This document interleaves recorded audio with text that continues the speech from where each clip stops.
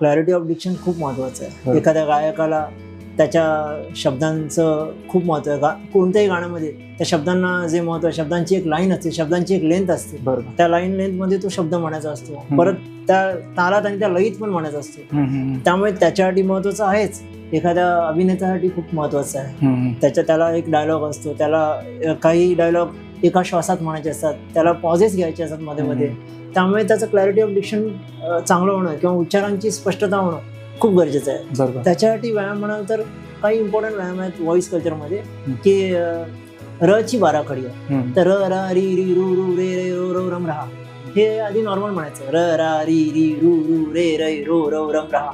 मग थोडं फास्ट म्हणायचं. र रा री री रू रू रे रे रो रो रम राहा. मग आणखीन फास्ट प्रयत्न करायचा.